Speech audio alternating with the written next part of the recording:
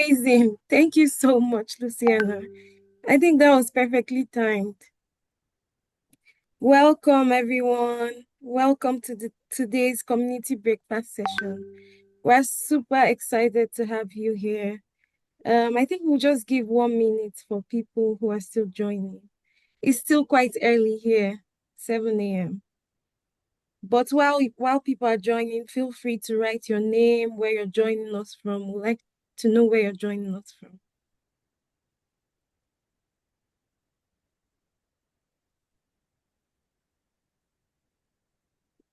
Exciting. We have a huge number of people already.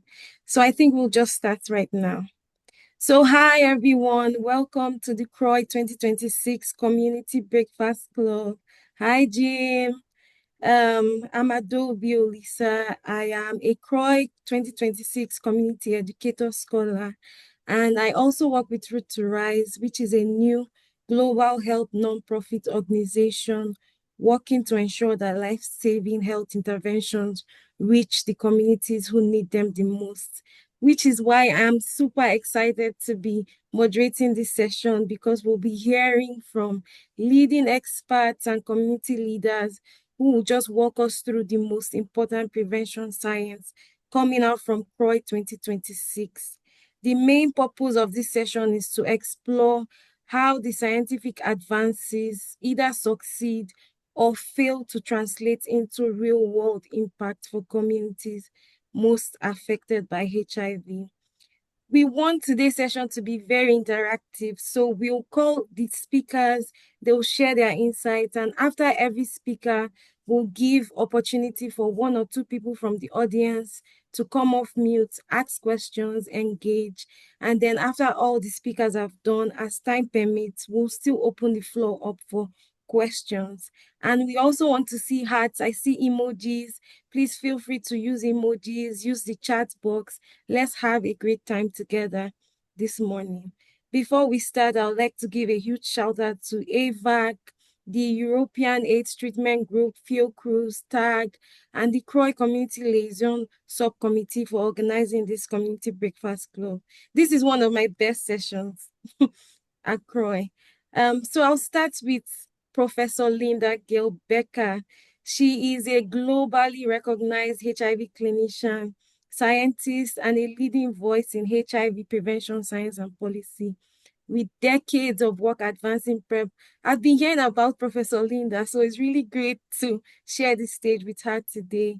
She's the director of the Desmond Tutu HIV Center at the University of Cape Town, and we were all inspired by her insightful Ngaliman lecture during the CROI 2026 opening ceremony. For me, the songs were amazing. You have to share the link for us to download those songs, Professor Linda. So today we'll just like you to guide us through the key prevention science highlights for this year. What should we be looking out for? Over to you, Professor Linda. Thanks, Lisa. I think it's Renee and I are looking at prevention. I'm going to hone in on the actual agents for pre-exposure prophylaxis, touch a little bit on vaccines, and then Renee will pick up on the implementation. I do want to say that overwhelmingly, as I go through the program, it is happily a lot about implementation, which of course is important because we really want to see our prevention tools going to where they need to be and getting used and impacting the epidemic.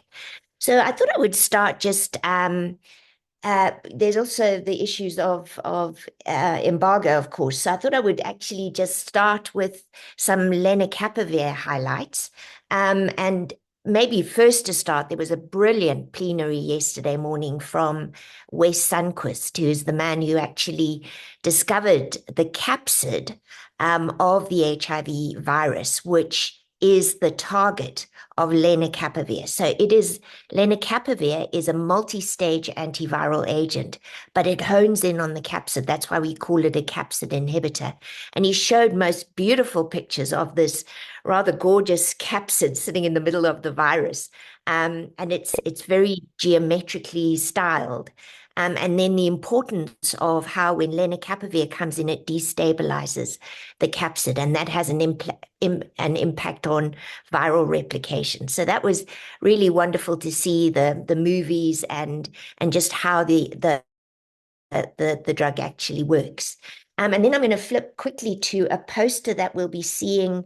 I think it's on Tuesday, so it's today, later today, which will be looking at once yearly lenacapavir for PrEP, and how the design is for sorting out the thing called Purpose 365. So we do now have an intramuscular lenacapavir coming. The study that is looking at it is called Purpose 365. And this poster is really looking at the PK in terms of how they determined the dose and the phase 3 trial design, which is currently underway in the States. And we're hoping a site in Cape Town will start in the next couple of days. And then I'm going to flip back to yesterday morning, which was a lot of a really good session again about breakthroughs in backbones, the evolving landscape of HIV PrEP, and maybe start with maybe a little bit of a worrying oral on the MK8591's failure to protect macaques, which are non-human primates, against a kind of HIV which contains a resistant virus, a resistant mutation in the virus. And the authors showed that maybe in this implant, there was less protection because they were using this virus that had a resistant gene in it. And, there was a lot of discussion about the design of the study. Of course, it's non-human primates. It's not HIV. It's a monkey HIV called SHIV.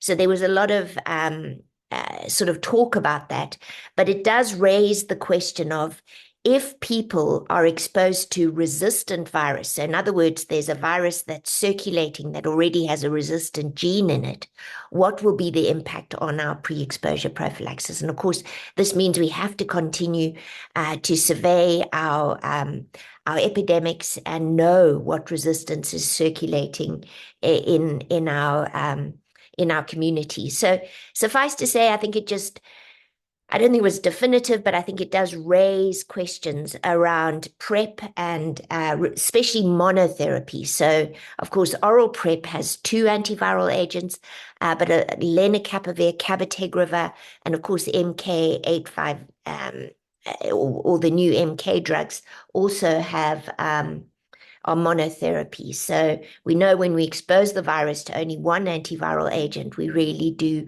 risk the issue around resistance.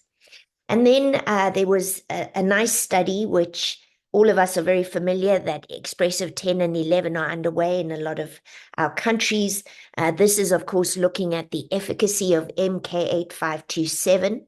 And there was a nice description of the PK modeling studies that were done to decide on the dose that we're currently using in Expressive 10 and 11. Then Jean-Michel Molina, of course, is the man, we think of him as the father of on-demand PrEP. He brought the final results of the French Prevenir study, which looked at daily or on-demand in people in the Paris region. So these are people and he said there was about 25,000 people. They could either have been on demand or on 211 on demand or daily, or they could switch. So what he did was he put them into people who were mostly on daily, mostly using on demand, and mostly switching, and then looked at persistence. And it was interesting that the people in the switch arm, the people who changed from daily to on demand, were more likely to persist. So this comes home, his sort of take-home message was choice is a very good thing. And that even if you have choice around moving from oral on demand to oral daily, you're more likely to stick with PrEP. And then a little bit concerningly, he looked at incidence in the PrEP region. And it looks like this rollout of PrEP in Prevenir has had an impact on French speaking, French born Parisians. So people who are in Paris but are French born. There was a reduction in incidence. But when he looked at migrants and people who were not French born, there was no impact on incidence. And again, his take home message here is maybe we're not reaching people who aren't familiar, maybe people who are migrant or people who aren't, you know, French born. So I think reminding us all that if we really want to impact the epidemic, we have to offer our prevention to all people who might be exposed to HIV in a region, if we want to have that impact. So I thought that was, again, an important message around how our prevention should be done. And then we had some nice updates on lenacapavir.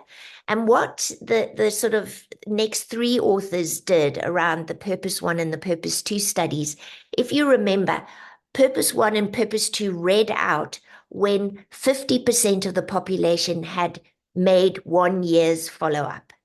So it wasn't a complete group that was read out in Purpose 1 and Purpose 2. We can come back. This was to enable a rapid analysis so that we could get moving with lenacapavir. And of course, we're all very grateful that we were able to do it as quickly as we did. But what the next three oral abstracts talk about is that group, the whole group who managed to get to the end of the randomized phase.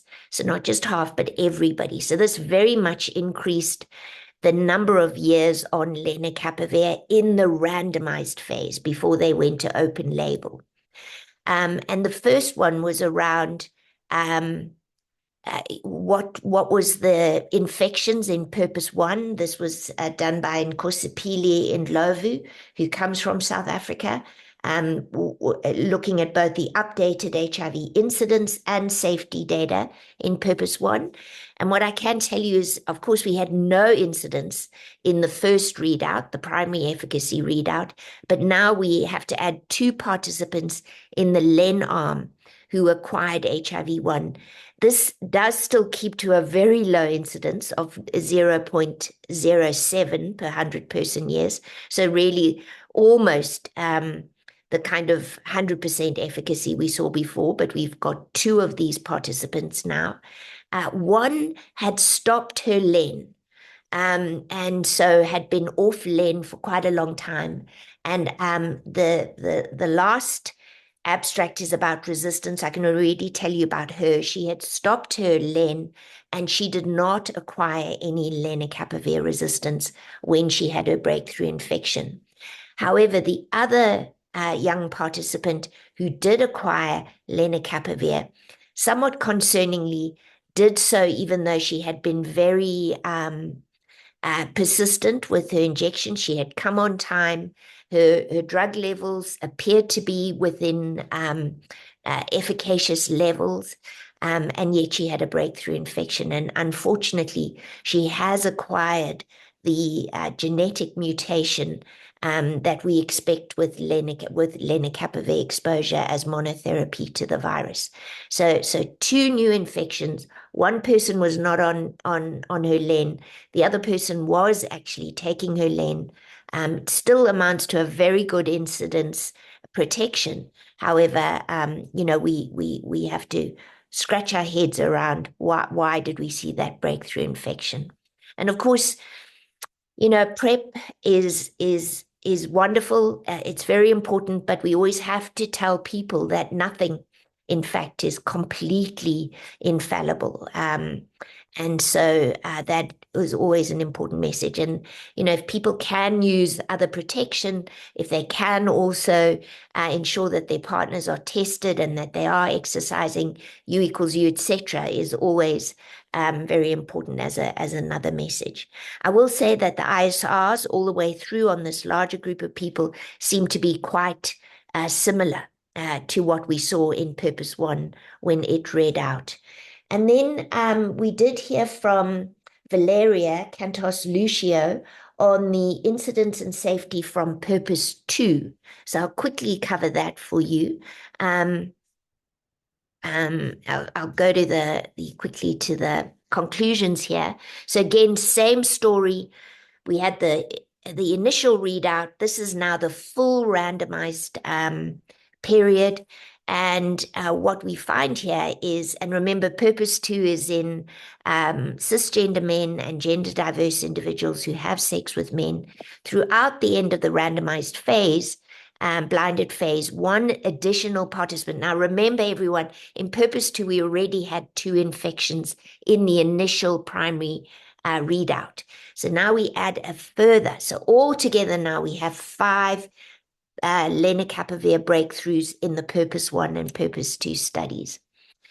So this means that we continue to see a very low incidence of 0.11 per 100 person years. So really the graph hardly changes, but we have had this additional infection. And I'm just going to remind myself that individual had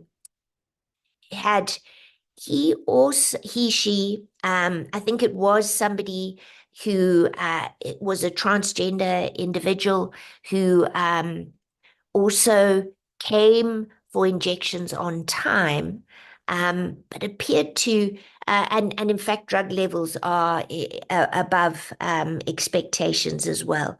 So the participant received all injections on time, and the LEN concentrations were generally within the range of the pre-specified subset of participants. So again, another one like that.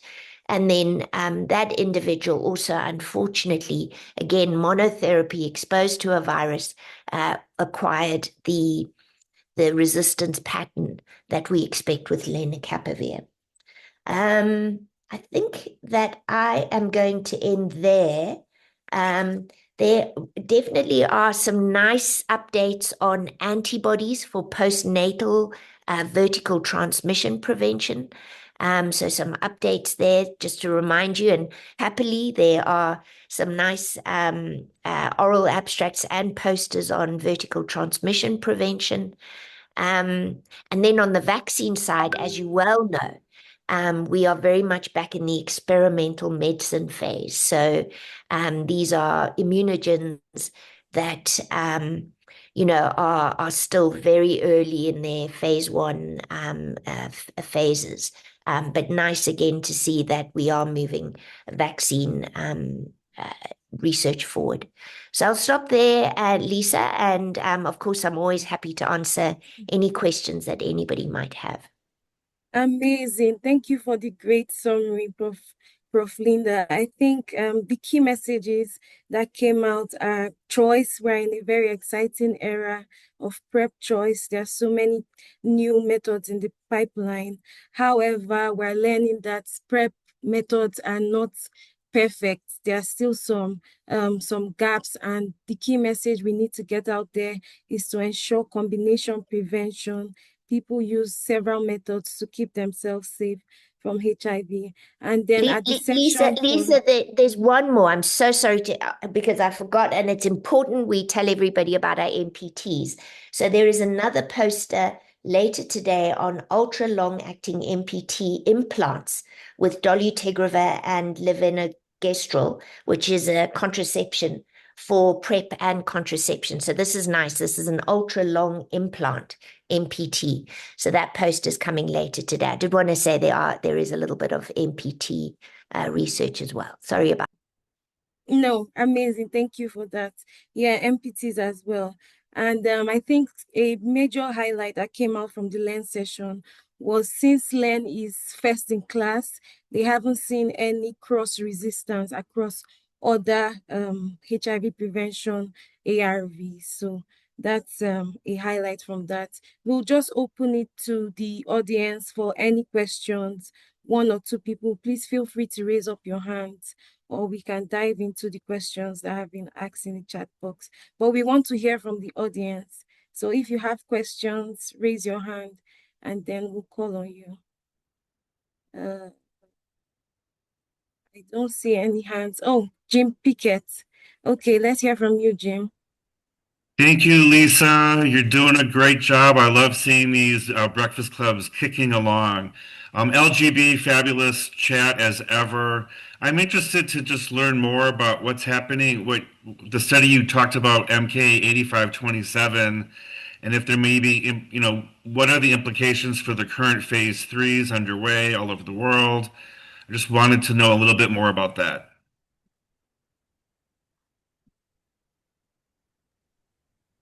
It looks Mute like myself. Jim, yes. So in fact, the author of the abstract was asked that very question.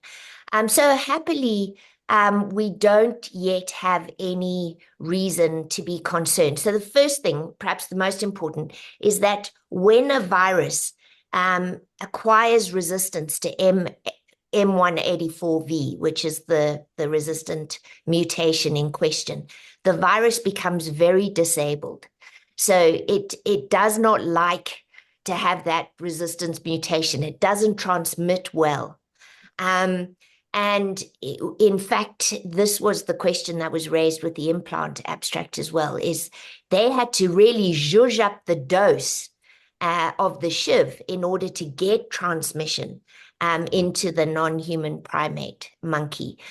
Now, M184 does occur quite frequently in our populations because of it's the resistant virus to 3TC and FTC. It's the mutation that we see with those particular drugs. But because the virus is disabled, it kicks it out quite quickly, and that mutation becomes archived, Jim. And so we don't actually, when we sample virus in the wild, we don't often see M184V because it gets archived. So I think, we're going to have to continue to watch this space. But I think generally people believe that the dose we're using in the expressive 10 and expressive 11 are sufficient to overcome any possible M184. And then, we still have to see whether M184 virus would even transmit under these circumstances. So I think everybody's still very upbeat. There is no reason to be concerned. I raised it merely because I think it was, I think it was an important non-human primate study to hear about. But I personally am not sure what the implications are for human prep. Thanks for all that. So helpful. Thank you. Always Thanks, nice to Jim. see you, Jim. Yeah, thanks, Jim, and thanks, Professor Linda. I think we'll head on to Renee right now. Renee is an implementation scientist and epidemiologist from the University of Alabama. Her work focuses on translating HIV prevention innovations into real-world programs and implementation science. Huge shout out to Renee for her amazing presentation on implementation science during the Scott Hammer workshop on Sunday. So today we're eager to hear from you, Renee. We have talked about Professor Linda has mentioned the powerful prevention tools we have now. For the first time ever, we're in the era of choice, but we all know that these tools will be basically useless if they don't reach the people who need them. They won't save lives, they won't have impact. So can you just share with us from an implementation science perspective, what do you see as the biggest opportunity right now to move from clinical impact to population level impact? Right. Thanks. It's so nice to be here with everyone for this chat today. So we're actually seeing a lot more at CROI this year, I think probably than ever before. That's really in this realm of implementation science. So really diving into the best way. How do we optimize delivery of these tools that work for prevention and for treatment? And how do we get them to the populations that need them most? So not not the most easy to reach populations, but those that, struggle with access, with barriers to access or barriers to adherence or stigma in communities and all of the challenges that we know of with getting access to antiretrovirals. And so there's a lot I think happening in thinking about different spaces where we can deliver these products. And so there was a nice oral abstract yesterday about delivering PrEP through pharmacies, PrEP and PEP in pharmacies in Kenya, and looking at those data to show how people who accessed PEP and PrEP from pharmacies wanted to access PEP and PrEP from pharmacies. They were not doing well accessing it from a health, usual health facility. And when they accessed it at a pharmacy, they kept coming back. I think that she also said in the conclusion or in the Q&A maybe that people who didn't want to access from pharmacies, the people who wanted to access from facilities, they kept going with facilities. So it's sort of in this same vein about choice. When you offer choice of where to access antiretrovirals for prevention or for treatment, um, you know, people can, that's what people want. And when they can have their choice fulfilled, then it's much easier for them to continue and have sustained use of these products. Um, let's see. We're also seeing there's also going to be another oral presentation tomorrow on Wednesday about pharmacy-based collection for female sex workers in Zimbabwe. So a little bit of a different setting, but that will be similar and I think interesting. I think we're also, in the sort of implementation realm, implementation science, we're starting to see a lot of discrete choice experiments be used to help, I think, programs prioritize their composition. And so there are a couple of posters, one today, one tomorrow, about partner notification for STIs and what are people's preferences for how electronic systems for partner notification can be set up. And then their poster on Wednesday is about methadone and integrating HIV care, integrating the two, and looking at preferences of female sex workers for how that integration should be done and what are the attributes that they most want to see when HIV care and opioid substitution treatment are integrated together. Um, we're also starting to see, and there was an oral yesterday by Devora Joseph Davy about a dynamic choice trial. And so, it's this, I think we're all very excited about choice and choice actually becoming reality, and then trying to study or quantify, I guess is a better word.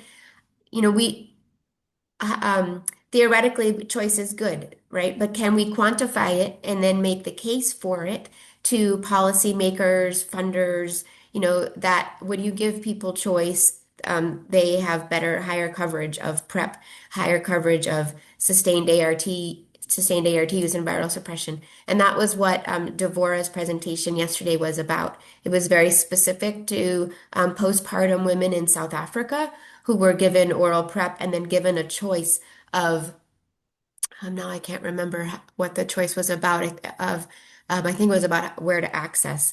And so, in fact, they did see people in the choice arm, they did see better outcomes there.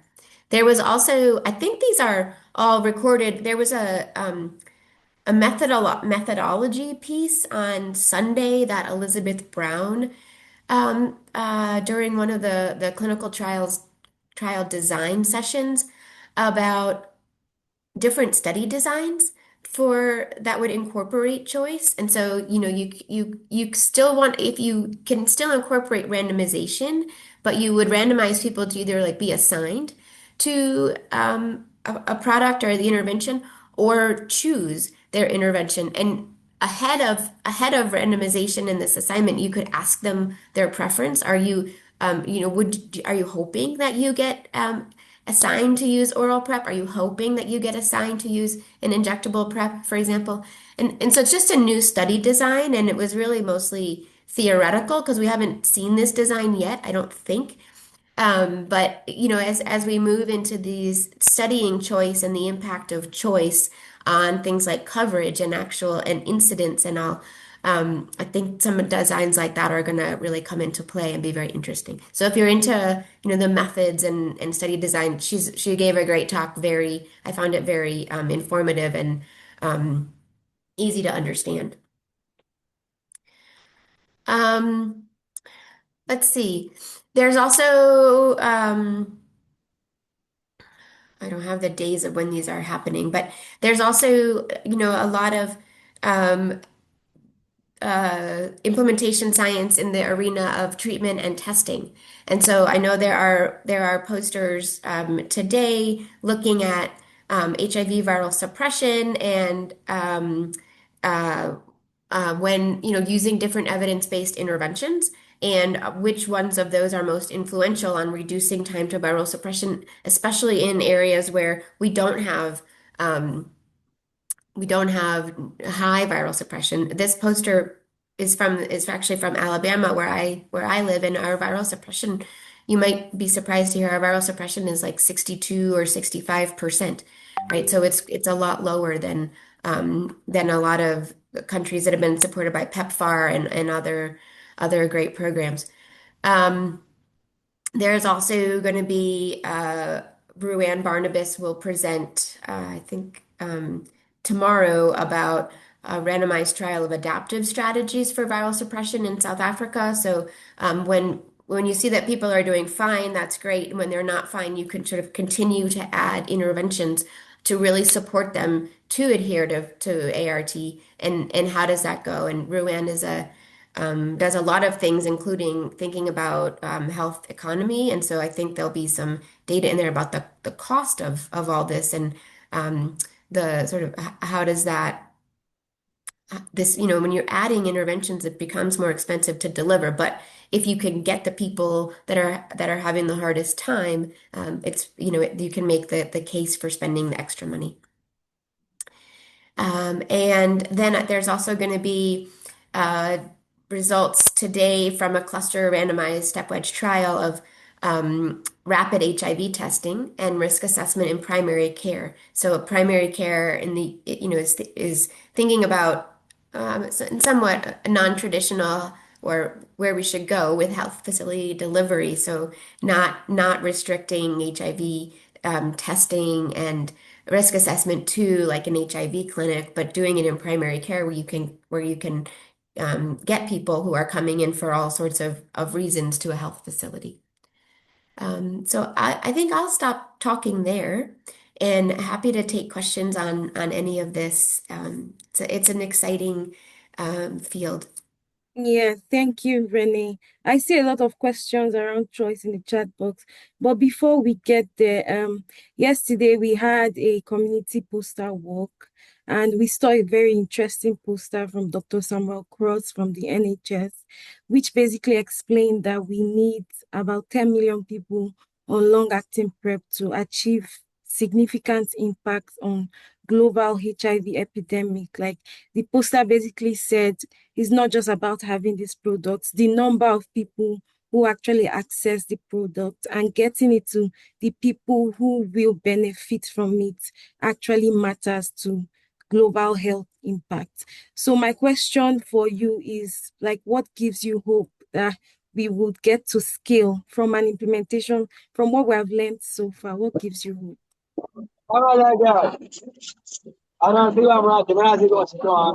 Oops, someone Sorry. want to mute. Yeah. Um, I have a lot of hope actually. I should, I also just wanted to mention that yesterday there were a lot of, I felt like multiple sessions on the changes in funding and how that is, impacting globally. And I think we now are starting to see data come in. And so there were a lot of sessions with data about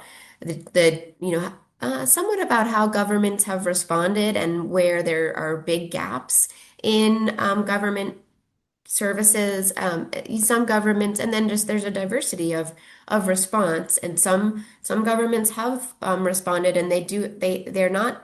I can't remember which countries. There were a couple, right, where they were, especially South Africa, I think, where they didn't the Olha só proportion como é que ela fica bem of com a minha tia. their funding was not nearly as much reliant on the US government as other countries, right? And so there have been ways to fill those gaps. Anyway, so that's been a very important conversation and very front and center in CROI so far.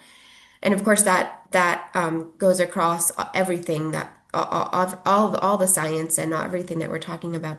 But getting back to your question, what makes me hopeful is that and that's playing out, I think, at CROI too. Last year was mid-February, and we were all walking around and just feeling sad and overwhelmed, and many people felt like we were at a funeral, like together with your big extended family, and just so sad. This year feels like we've got our strength back. We're here together. There's the community presence and engagement is fantastic. And we're talking about how we are a resilient community. We've been resilient from the beginning. Peter Straley's plenary on Sunday was phenomenal for reminding us of all of that and how it was done, right? With partnerships across with government leadership and advocates and scientists and like everybody. I mean, and that it was a fight for sure. There were tons of fights, but all of that resulted in such progress together. So I think that's playing out too, and that gives me hope, right? That gives me tons of hope. Tangibly, lenacapavir rollout is faster for sure than we've seen with any prep product. Well, yeah, with any prep product to date, even with um, uh, FTC TDF, which was technically was available on the shelves as a treatment medication. So that gives me hope. I know it's not perfect, and the doses that have landed are quite few in number in most countries. But it means that the systems are in place, the systems are working, and can be, the doses can be expanded from there. So that gives me a lot of hope. And that's pushing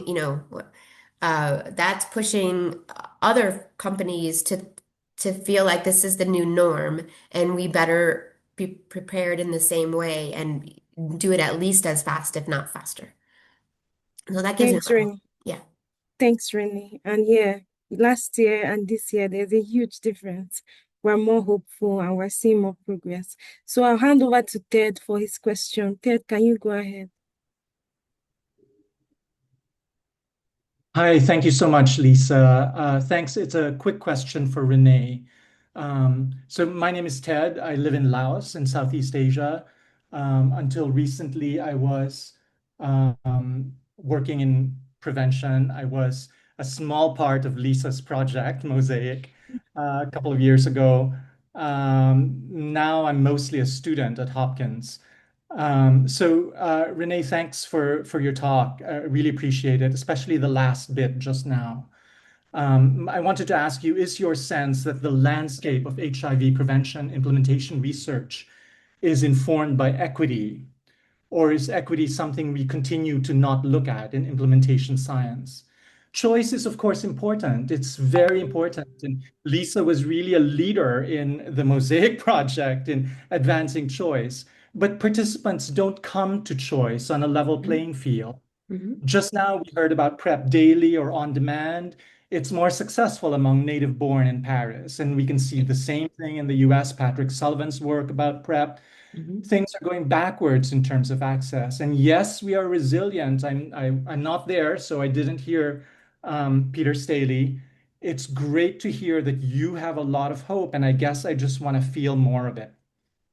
Thank Yeah, you. that's thanks for raising that. That's very important. I think I do think that equity um, is very much present in the implementation field, right? In implementation science field. It's part of like a lot of implementation science gets grounded in frameworks, and it's front and center in most of in many of the frameworks that get used. And there are equity frameworks that get brought into implementation science as well. So right? And not everybody does them or studies them, but we like Patrick's. You mentioned Patrick's work. uh, which is, I mean, very interesting looking at HIV incidence in the US and which states that have PrEP coverage are seeing greater reductions in incidence. And there's very much a correlation that we're going to see the very same thing. In Alabama, we don't, our PrEP uptake is like really small. And that's not different from all the things, our uptake of contraception, our uptake of like our experience with cardiovascular disease, like all of these things, come together. And when there's a disparity, it's not specific, it's an all of the health outcomes. It's not usually specific to only one of them. So um, I think you're totally right. And what we're using oral prep for right now is to identify all the places, all the ways that we didn't do it right, or where we're still missing out. And we take that forward for the new products as they get going. Amazing. Thanks, Ted, for bringing up that very important point. Equity should be at the center of everything we do while we're pushing choice as well. Which brings me to our final speaker, Miss Molly Moon, Brian Milanga. Miss Molly Moon is a community advocate and leader with HIV/AIDS network coordination, working to strengthen data visibility and equitable responses for transgender and non-binary communities.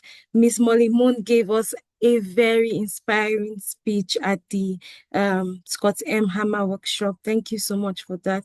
In the words of Ted, we need some of that inspiration from you right now. So can you just walk us through a highlight of the trans and gender non-binary science that we'll see at CROI this year and what that means for the community? Yes, thanks. And good morning. Thanks so much for that beautiful introduction, Lisa. I really appreciate that. And as I walk around the halls of CROI, I have heard more often than ever before, probably, hello, Miss Molly. So that's just like one of the greatest, most affirming things to hear. Thanks, Gaston. Yeah. And thanks also to the organizers for giving me this assignment to kind of provide an overview and highlights of transgender representation at CROI 2026. I think this is so important that we don't lose sight of individual populations that are underrepresented in our work, and are so important, as the erasure is taking place and as, some folks are complicit in the erasure of trans communities. So yeah, thanks again. A great idea from the organizers. And I relish the opportunity to like go through the program and find all of these great posters and sessions and topics on the community that I belong to and is so important to me and to so many of us. So before I start providing my overview, it's not a CME question, but you can consider it a CME question if you like. My question for you, and you can put your answers in the chat. How many times does HIV prevention, specifically for transgender men, appear in the CROI 2026 program? So we're including orals, symposiums, posters, all of the topics. So you can put in the chat how many times does HIV prevention for trans men appear in the CROI 2026 program? And I'll get to the answer to that in my remarks here. So, and I see a lot of answers coming in. All right, so first let me just highlight the two oral sessions that are happening that do include trans and non-binary communities. One is taking place today. It's at 4 o'clock, symposium number 6, and it's called Counting and Caring for Trans and Non-Binary Individuals. This one, I spoke with the presenters of this session of this symposium. It's not exactly going to be focused on HIV prevention. It's more going to be focused on the epidemiology, so providing a current epi update on HIV in trans communities. So that will be Steph Baral will be presenting that in the first part of the symposium, followed by Asa Radix will be presenting on clinical updates. So updates on clinical management for trans populations, including some updates in the guidelines for clinical management, broadly speaking. So not just, limited to HIV prevention, but, inclusive of gender affirming hormone therapy, cancer screenings, lots of different things that ASA will be including. And then Rena will finish that session with more of a community-focused perspective. So I do definitely recommend that folks attend that session, not necessarily limited to HIV prevention in that one. And then the other session that I want to highlight, that's an oral session, and then I'll get to the posters because most of the trans content is in the posters. But the other oral session, it's an oral abstract taking place tomorrow, Wednesday at 10 o'clock. And whoever named the session must have a thing for alliteration. It's called Partners, Pills, and Penicillin, Progress in Prevention. So a lot of P's in that title. And there's several speakers, but the one speaker who's really going to hone in on HIV prevention for trans women is Sari Reisner. So the title of Sari's talk is HIV Incidence in a Nationwide Cohort of Trans Women in the United States. And just, from the abstract, I can share that from this study. So it was a study of about 2,500, it's 2,549 transgender women in a nationally representative sample. Very high incidence was found in this study. So at baseline, at enrollment of the study, they found 1.1% of the participants enrolling in the study had undiagnosed HIV at baseline. So already looking at high incidence. And then during the study, there were 11 seroconversions for an overall HIV incidence of 4.1 per thousand person years. And then Sari will provide more detailed information with the racial and ethnic disparities. And also, Sari is going to show for the PrEP indicated participants in the study an extremely high incidence rate of 16.1 per thousand person years for those participants who are documented as PrEP indicated. So the conclusion of that is that trans women really need tailored interventions and safe, affirming access to HIV prevention. Olha só como é que ela fica bem com a minha tia, ó. Deixa a minha tia fazer carinho nela. Não estranha não, Please ó. go ahead, Miss Molly. We'll try to mute the person. Okay, appreciate that. So that's kind of, that's another session highlighting high HIV incidence for trans women. There's a couple more. So those are the two orals that will be presented, but let me move into the posters now. I found 9 posters that use the word transgender in the title of the presentation and are really focused on trans communities. There's some more that maybe include trans populations in the analysis. So like maybe it's a study of men who have sex with men and transgender people, but the analysis isn't really focused on trans people. So, but these 9 posters are focused on transgender communities. I'll highlight a few of them. Let me start with the one that is the answer to the question I asked you. So there is one session, one poster that focuses on trans men and HIV prevention. And it's actually in the basic science section of the poster exhibit hall. A really interesting one. I spent a lot of time staring, and the person wasn't there yesterday. Maybe they'll be there. The presenter might be there today.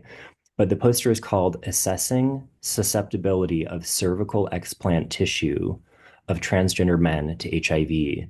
And so what they did, if I understood the poster correctly, is they took cervical samples from both transgender men who were using testosterone hormone therapy, as well as cisgender women.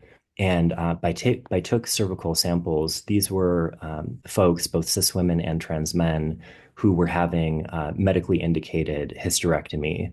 So as part of that hysterectomy, that's where they took the cervical samples. And I don't know if I'm using the term correctly, but I think what they did is they challenged ex vivo. So in the lab, they challenged the cervical samples with, I don't think it's HIV exactly, but something like HIV that they developed in the lab. And then they tested those samples to see if there were differences between trans men's cervical samples and cis women's cervical samples and their susceptibility to HIV. And they found that the samples from trans men were more susceptible to HIV than the samples from cisgender women. And so, a lot of our work starts in the basic science part of, HIV research. And this is a really important one, I think, because, there's a disproportionate burden on transgender men. And this study, this basic science initiative may help to explain some of that burden and high incidence that trans men face. And really appreciate the authors of that for submitting the one and only poster that I could find that really focused on HIV prevention for trans men. Now I'll just cover some of the other posters that I think are really important. There's one called Bidirectional Relationship Between Exogenous Hormones and TDF-FTC Pharmacology in Trans Women. So I've seen a few articles over the years that are really trying to tackle this question of, can you really take feminizing hormone therapy in conjunction with PrEP and not have a drug interaction in either direction. So making sure that the PrEP doesn't interfere with your hormone therapy and that your hormone therapy doesn't interfere with your HIV prevention. And this poster confirms what has been published previously in the literature, that yes, you can take both simultaneously and that there are no clinically significant interactions between estrogen and testosterone suppression and PrEP, specifically TDF-FTC in this one. So another one, this was a really interesting one that speaks to a lot of the other sessions I'm seeing at CROI that focus on kind of the social political environment that we're in. It's called Stigma and PrEP Use Among Transgender Women Under Differing State LGBTQ Healthcare Policies. So I spoke to the presenter yesterday and had a really good chat. This comes from the TWIST survey that some folks may be familiar with. It's a survey of over 5,500 transgender women in the United States. And they compared responses from that survey with different policies. So there's another database that that compares LGBTQ affirming or hostile healthcare policies in different US states. And they found in this study that over half of the trans women in this survey reported healthcare stigma, which was associated with lower PrEP use in the states that had more harmful policy environments. So a really important, conclusion there. And they also found that less than 10% of the overall trans women in the study reported PrEP use at all. So another indication that we need to do a better job of reaching transgender populations with HIV prevention. Real quickly, there were a couple of posters that kind of speak back to that second oral abstract that I mentioned that really just highlight the high HIV incidence among trans women. So there were two such posters that focused on trans people, so including transgender and non-binary participants in Argentina.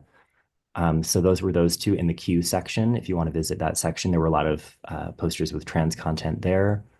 And then there were a few others I just want to briefly mention that weren't HIV prevention focused, but still really important, that focused on HPV, Mpox, and Mpox vaccination and doxypep, and all basically showing that there's a low rate of HPV vaccination, of Mpox vaccination, and of awareness and uptake of doxypep. So, all of these are related to HIV prevention. So just wanted to briefly mention those. And I know we're coming to the end here and want to get to some conversation. So I'll just stop and see if folks have any questions or comments. Thanks, Miss Molly. Please feel free to raise up your hand if you have any question for Miss Molly. Let me see. And we're almost at the top of the hour, so we'll just be rushing through. Any questions? I don't see any hands up, so maybe I'll circle back to Yusuf. Yusuf had a question before. Yusuf, please go ahead, and then we'll take a summary from all the speakers. Yusuf, can you hear me? Please feel free to Yes, I unmute. can hear you perfectly.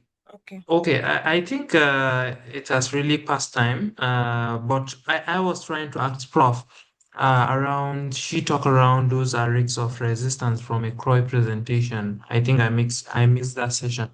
But I wanted to ask her what are the most maybe practical ways countries can minimize that resistance risks from missed HIV infection, particularly during follow-up with countries that have weaker testing systems. I think That's my question. And maybe a follow-up as Africa's system that has to include learn on essential medicine. So what are the enabling factors and also the bottlenecks? So Yeah, thanks, Lisa. I'll pick that up. Thanks, Yusuf. Really important question. So let me quickly go over what the principle of PrEP. It is monotherapy, which we know, we don't want to expose a retrovirus to monotherapy. HIV is a retrovirus. However, the principle is that if we have the PrEP agent, so let's take lenacapavir or MK-527, at high enough levels in the blood or in the tissues, if you swallow the pill, have the injection, and your blood levels are high enough, that is sufficient to stop a virus coming in. If that level drops, so in other words, if you don't come back within the 28 days of MK-527 or the 28 weeks of lenacapavir for your next injection, those levels will begin to drop somewhat. And when they drop, you fall below the efficacious level of having viral exposure. And we think that might be the time when virus can get on board, in addition to which it is now exposed to lower levels of virus of antiviral agent, and that is the recipe. So when a virus is exposed to suboptimal dosing of an antiviral agent, that's when the resistance mutation can take hold and you can end up with resistance. So that's the one place. The other place that we have a risk of resistance occurring is if people start their PrEP when they are already acutely infected. So we know people don't necessarily have symptoms very early on after exposure and infection. And the virus has a few days before it takes hold. So the viral load is going up at that time. If you now either have an injection or you take an oral PrEP pill, you will again have a virus that is exposed to suboptimal levels of drug. And we know that that is the situation where you may see resistance. So the ways to avoid this is don't be acutely infected when you start your PrEP, and your provider must make sure that you really are not, you are HIV negative. And then you as a PrEP user must be sure to receive your next dose on time. The other thing we can obviously also do is in the future have PrEP agents that are dual therapy. That would reduce the risk. But of course, that also pushes up dose and it pushes up complexity and side effects. So these are things that we have to weigh up in the background. I hope that's clear. Yeah. Thanks, Professor Linda. So I'll just go around. I think we're almost at time. It was an amazing session for me. I learned a lot. I'll just go around everyone for final thoughts and closing remarks. Let's start with you, Professor Linda. Oh, thanks, Lisa. I'll be quick. I said it in my talk on the opening night that we are truly in the time of a prevention revolution.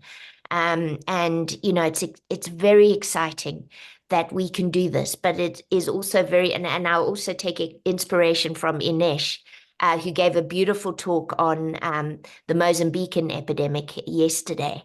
And he invoked 4 I's. And Miss Molly will be pleased that one of the I's is inclusion, right? So we really do need to be sure that every single population, nobody should be left behind. But that we've got to get these tools out. So this innovation, another I, we've got to get the innovation out and make sure that it goes everywhere. And that's really up to us. We're doing it in a constrained environment. There's no doubt. So we've got to be innovative in how we implement. Because that's the other I here is implementation and making sure we get on with it.